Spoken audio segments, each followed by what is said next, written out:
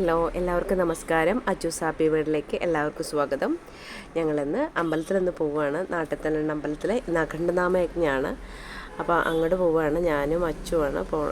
സുനിയേട്ടനും ഉണ്ട്. പിന്നെ മേമയുടെ മോൾ അമ്മു, അവളുടെ 2 കുട്ടികൾ, ഞങ്ങൾ ഒരുമിച്ചാണ് പോണത്. ഇതാണ് റിച്ചു കേട്ടോ. ഇത് റിച്ചുയുടെ അനിയൻ റിക്കി. മേമയാണത്. അച്ചു ഉണ്ട്. അമ്മ അവിടെ വീഡിയോ എടുത്തുകൊണ്ടിരിക്കുകയാണ് കേട്ടോ. കണ്ടില്ലേ, അമ്മ വീഡിയോ എടുത്തുകൊണ്ടിരിക്കുകയാണ്. പിന്നെ സുനിയേട്ടൻ കാറ് പാർക്ക് ചെയ്യാൻ വേണ്ടിയിട്ട് പോയതാണ്.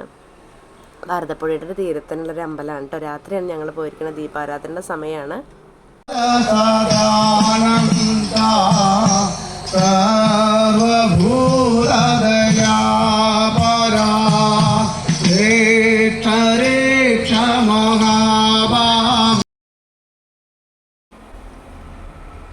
ദേവീക്ഷേത്രമാണ് ഇത്.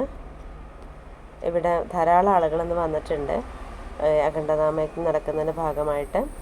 രാവിലെ 6 മണി മുതൽ പിറ്റേ ദിവസം 6 മണി വരെ, അങ്ങനെ 24 മണിക്കൂറാണ് അഖണ്ഡനാമയജ്ഞം ഉണ്ടാവുക.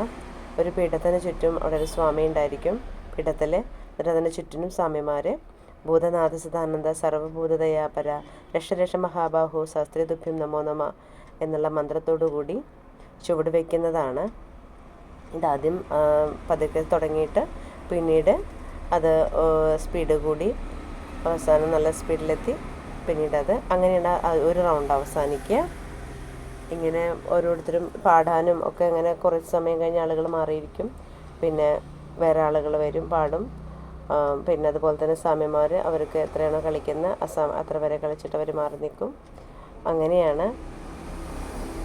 എനിക്ക് എൻ്റെ അനിയനും അച്ഛനൊക്കെ മാലയിട്ടിരുന്നൊരു കാലമാണ് എനിക്ക് ഓർമ്മ വന്നത്. ഇവിടെ വന്നത് കണ്ടപ്പോൾ എനിക്ക് എല്ലാ വർഷമൊന്നും വരാൻ സാധിക്കാറില്ല കേട്ടോ.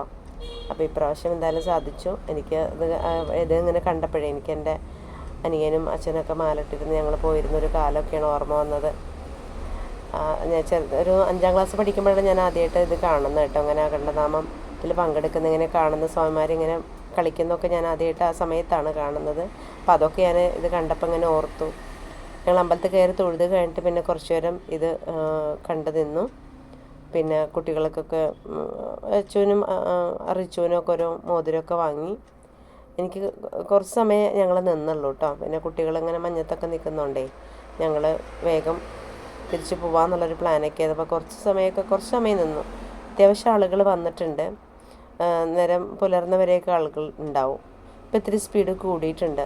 പ്രായമായിട്ടുള്ളവരും കുട്ടികളും ഒക്കെ ഉണ്ട് ഈ കൂട്ടത്തിൽ. കുട്ടികൾ നടുക്കാണ് നിൽക്കുന്നത്. തിരക്കിൽ പെടാതിരിക്കാൻ വേണ്ടിയിട്ട് ഗേൾസാണ് നടുക്ക് നിൽക്കുന്നത്. ബാക്കിയുള്ള കണ്ടില്ല അമ്മമാരൊക്കെ ഉണ്ട്, നല്ല പ്രായമായ അമ്മമാരൊക്കെ ഉണ്ട്. അപ്പോൾ ഈ അമ്മമാരെ കണ്ടപ്പോൾ ഞാനും വിചാരിച്ചു എനിക്കിപ്പോൾ ഈ കാലത്തല്ല ഇനി പോകാൻ പറ്റുള്ളൂ, അങ്ങനെ പോകാനുള്ളൊരു യോഗം ഉണ്ടാവുമോ എന്നൊക്കെ ഇങ്ങനെ വിചാരിച്ചു. പിന്നെ അപ്പോഴേക്കും ഞങ്ങൾ തിരിച്ചു പോരാം എന്നുള്ളൊരു തയ്യാറെടുപ്പിലായി. അങ്ങനെ ഞങ്ങൾ തിരിച്ചു പോരുകയാണ്. ഈ വർഷം അഖണ്ഡനാമം കാണാൻ പറ്റിയൊരു സന്തോഷമുണ്ട്. ഇനി എൻ്റെ നാട്ടിൽ ഉണ്ട്, അതിന് പോകാൻ പറ്റുമെന്ന് അറിയില്ല. അച്ചുവും റിച്ചും സന്തോഷത്തിലാണ്. അവർക്ക് അച്ചുവിനൊരു മോതിരം വാങ്ങി, റിച്ചുവിനൊരു മോതിരം വാങ്ങി. അപ്പോൾ ആ സന്തോഷത്തിലാണ്.